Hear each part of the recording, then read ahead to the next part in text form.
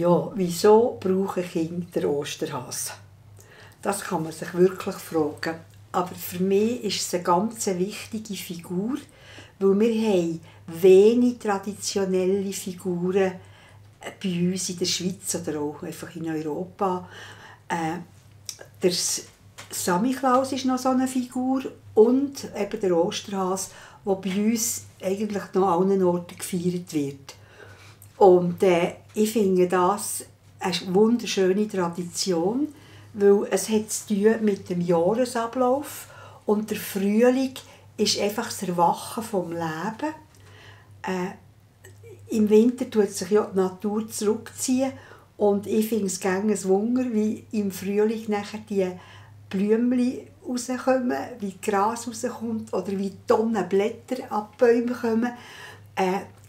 Es ist wirklich der Frühling ist ein Auferstehungsfest von der Natur.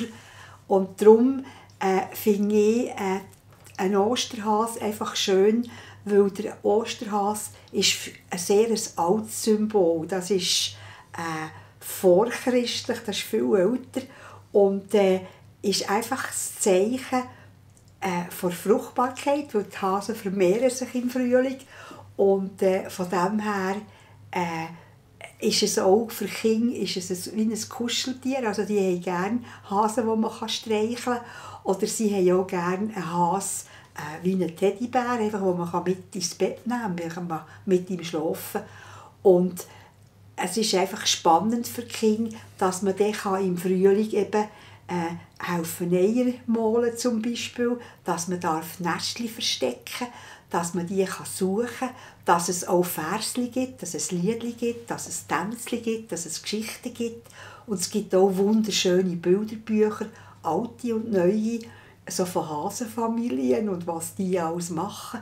Und für mich ist es ganz, ganz wichtig, als Kind die so eine Fantasiefigur gerne haben, mit der leben. Und so normalerweise ist das so von 2, sagen wir, bis 5. Sie sind ganz fest drin. Dann so erste, zweite Klasse wird es dann so ein bisschen wie beim Samichlaus. Sie glauben noch dran, glauben gleich nicht dran. Und nachher wachsen sie dann daraus raus. Aber wenn sie das mitnehmen können in der Kindheit, ist das einfach wunderbar, weil wir sind so materialisiert heute, dass alles nur, was man wägen kann, was man anlängen kann, was quasi Geld gibt, das ist wichtig. Und ich denke, wir kranken heute an zu wenig Spiritualität. Also, dass wir quasi die Seele hinter dem Materiellen spüren. Und da ist der Osterhase einfach eine schöne Figur. Wie wenn ich in den Wald gehe und gehe spazieren im Frühling, kann es ja sein, also jemand hinter einem Baum schaut. Genauso wie Kinder, die mit Märchen aufwachsen, eben dann plötzlich ein Zwerg sehen verschwinden hinter einem Baum. Sie sagen, das rote Käppchen ist verschwunden. Oder, also, es ist ganz, ganz wichtig, dass die Symbolbilder Nahrung bekommen. Und der Osterhase ist einfach in diesem Sinne ein Geschenk, weil das kennen auch alle und dann kann man das auch machen. Und das tut es unterstützen, wenn ich zum Beispiel, eben, wenn wir gehen spazieren, wenn wir im Frühling schauen, ob wir noch einen Osterhase sehen.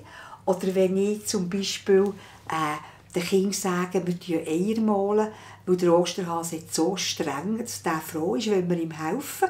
Und dann stellen wir die Ostereier raus und am anderen Morgen, wenn der Ostern ist, sind die weg. Das heisst, sie sind in den Nestchen verteilt und versteckt. Und dann ist das für die Kinder ein riesen Erlebnis, wenn man das suchen kann und nachher davon essen. Und auch wieder für die heutige Zeit möchte ich sagen, weniger ist mehr. Kommerziell ist das so, als nach der Fasnacht kann die Osterhasen stehen in den Läden. Also es ist eine Überschwemmung da und wir wollen ja nicht, dass die Kinder einen Zuckerschock bekommen und dass sie einfach überfüttert werden. Darum wäre es schön, sie haben 2 Hasen auf die Ostern und nicht schon einen Monat vorher alle Tage einen, weil dann ist es nichts mehr Besonderes. Also das braucht ein bisschen Disziplin von den Eltern, weil Kinder sind kleine Intriganten, wenn die also bei der Kasse am Boden liegen und schreien und die Mutter hat einen Schweißausbruch und für das Kind still ist, überkommt es halt den Osterhase.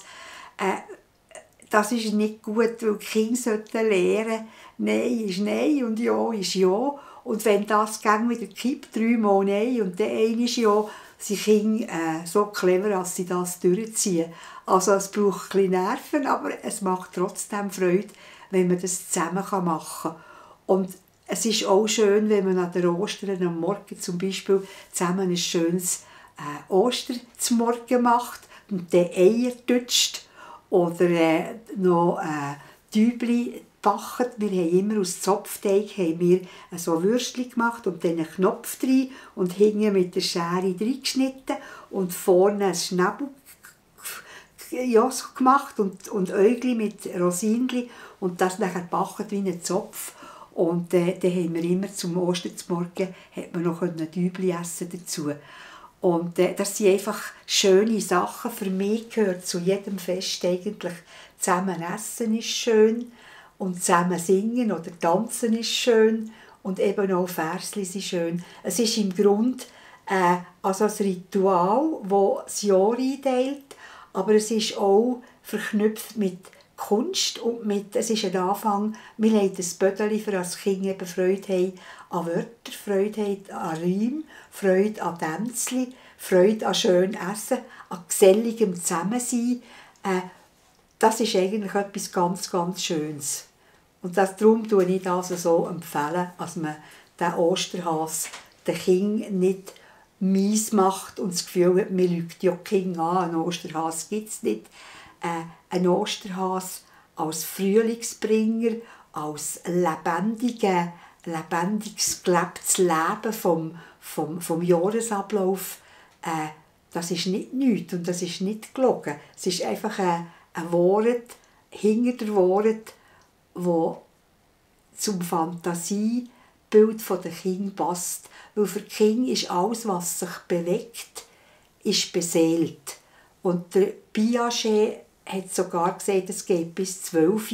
Ich würde jetzt sagen, also auf jeden Fall bis etwa 8, 9 auf alle Fälle. Weil für ein Kind ist es klar, wenn ein Stein ruckelt und bleibt stehen, darum versteht es im Märchen, dass sich jemand in einen Stein verwandelt. Oder wenn eben der Bach rauscht oder die Blättchen der Baum rauscht, dann ist für ihn klar, dass ein Baum reden kann oder dass der Bach eine Geschichte erzählt oder dass Blümchen Persönlichkeiten sind. Also von dem her passt das genau das in das Schema vom magischen Alter. Und das gehört für Kinder dazu. Und ich finde es eine grosse Verarmung, wenn man das nicht mitmacht. Ich werde noch ein paar Osterbrüche erzählen, die wir als Kind gemacht haben. Also für mich war es ganz interessant, die Eiform. Das ist ja so ein Oval. Und es hat keinen Anfang und kein Ende. Und das Interessante ist, dass die ellipsische Form, als das eigentlich bis in die entferntesten Galaxien geht, weil die Planeten, die die Sonne umkreisen, gehen nie exakt in einem Kreis. Die sind alle also ein bisschen oval.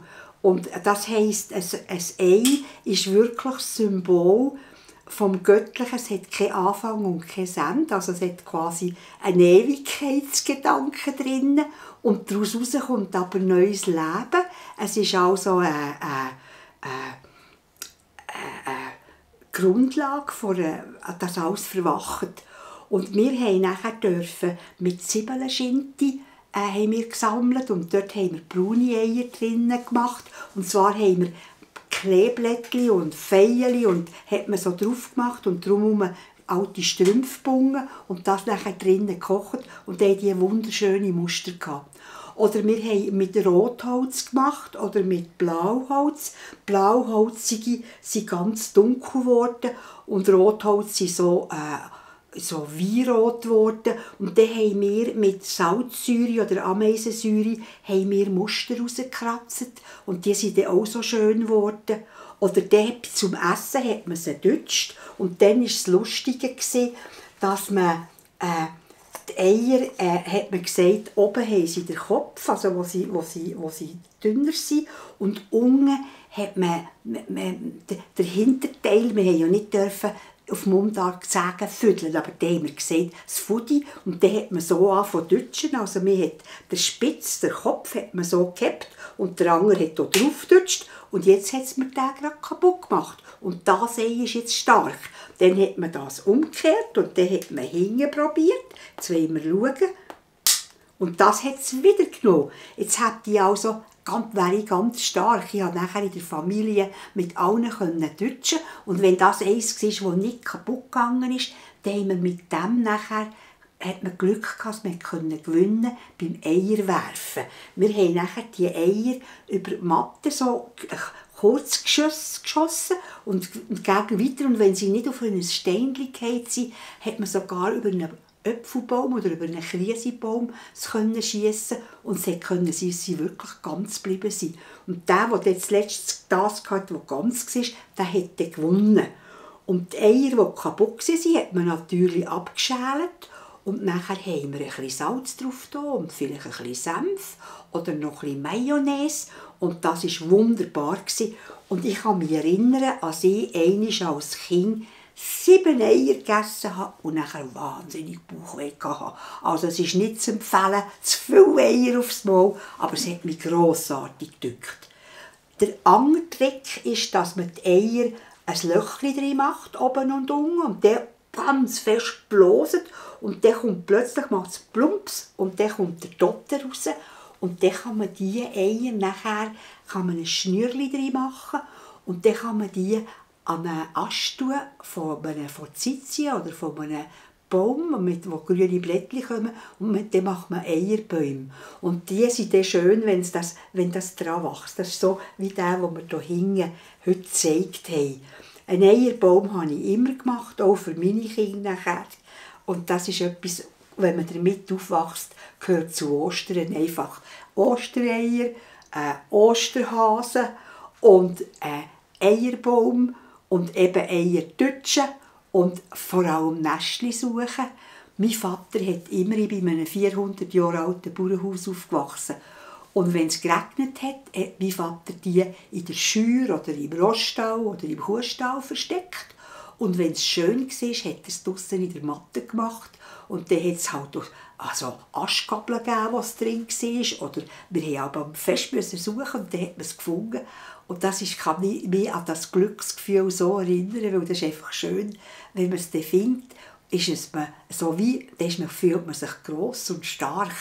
Und dann haben wir die nachher eben sind wir auf einen Osterspaziergang zusammen und dort haben die Männer nachher die gleichen Eier versteckt und wir haben alle Täschchen gehabt, dann haben wir die Eier wieder eingesammelt und wir haben nie gemerkt, dass es die gleichen Eier sind. Also das ist einfach wunderbar gewesen. Und nachdem haben wir nachher dann wieder zusammen zu Nacht gegessen oder so spät zu 4 und dann hat man die Eier verspissen.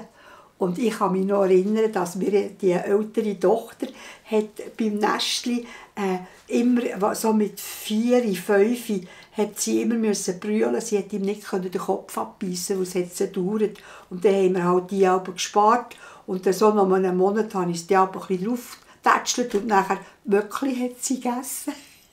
Das so kann es sein, als man den Osterhase so gerne hat, als man nachher nicht einmal getraut, den Osterhase zu essen. Ja, so kann das gehen. Und eben, meine Eltern haben aber noch Rüebli rausgetan, also uns Rüebli gegeben, dann haben wir für einen Osterhase Rüebli draussen herlegen, weil der tut wie die normalen Hasen die gerne essen. Und dann sind wir am Morgen schauen und meine Mutter hat die am Morgen angekäfelt und dann war das angenagelt und dann haben wir gewusst, ui, der Osterhase, der kommt, der war schon in der Nähe, der ist schon schauen, wo man die Nestchen verstecken kann, was passt. Oder wir haben, wenn wir es gesucht haben, haben meine Eltern Alben so Schokoeili ein bisschen hergelegt, für dass es so eine Spur hatte. Und dann haben wir gewusst, ui, da muss man durchgehen, da ist der Osterhase schon sicher vorbei. Und dann haben wir dann dort eben die Nestchen gefunden. Das sind so Sachen, die einem einfach bleiben. Und die Geschichte vom Osterhasen-Hansli, die ich Ihnen heute auch erzählt habe, die hat mir eben die Großmutter erzählt. Das hat mir so gefallen. Das habe ich alle Jahre hören, ziemlich lang. Jetzt wünsche ich euch viel Freude und viel Tradition. Einfach das ausprobieren, machen. Kann nichts schief gehen. Kommt einfach gut. Adieu zusammen.